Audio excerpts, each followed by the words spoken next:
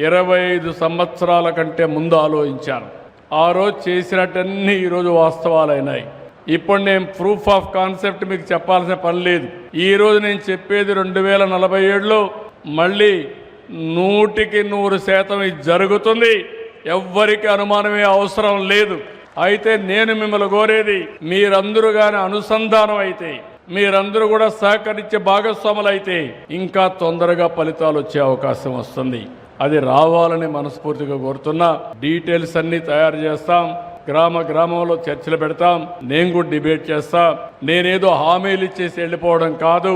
నేను చెప్పింది ప్రతి ఒక్కటి అమలు చేయడానికి, మళ్ళీ ఏం చేశామో ప్రూఫ్ ఆఫ్ కాన్సెప్ట్ కూడా మీకు చూపించడానికి మేమందరం కలిసి పనిచేస్తామని మీ అందరికీ తెలియజేసుకుంటూ, ఈరోజు రాష్ట్రంలోనే ఒక హిస్టారికల్ డే. ఇది చరిత్రలో చిరస్థాయిగా మిగిలిపోయే డే. ఇది ఎవరైనా 100 సంవత్సరాల తర్వాత ఎందుకు తెలుగువారు ఈ విధంగా ఉన్నారని ఆలోచిస్తే, పలాని రోజున స్వర్ణాంధ్ర విజన్ 2047 ప్రారంభించారు.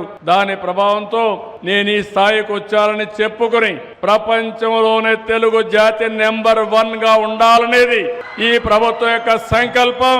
ప్రపంచానికి తెలుగోడి సత్తా ఏంటో చూపించాలని ఆ రోజే నందమూరి తారక రామారావు గారు ఆత్మకు శాంతి కలుగుతుందని ఈ సందర్భంగా మీకు విజ్ఞప్తి చేస్తూ, దీనికి మీరందరూ కూడా ఒక దృఢ సంకల్పం చేసుకుని ముందుకు ప్రయాణం చేయాల్సిందిగా మరొక్కసారి విజ్ఞప్తి చేస్తూ, చేస్తారని చెప్పి ఆశిస్తూ, ఇక్కడ ఉండే వాళ్లే కాకుండా, ఇక్కడికి వచ్చిన వాళ్లే కాకుండా ప్రతి ఒక్కరు కూడా ఒక్కసారి ఈ విజన్ చదవండి. ఇది మీకు, మీ కుటుంబానికి ఏ విధంగా వర్తిస్తుందో దాన్ని ఆలోచించి ప్రణాళికలు తయారు చేసుకోమని మరొక్కసారి అందరికి విజ్ఞప్తి చేస్తూ, అందరికీ మనస్ఫూర్తిగా నమస్కారాలు తెలియజేసుకుంటూ అందరి దగ్గర సెలవు తీసుకుంటున్నా.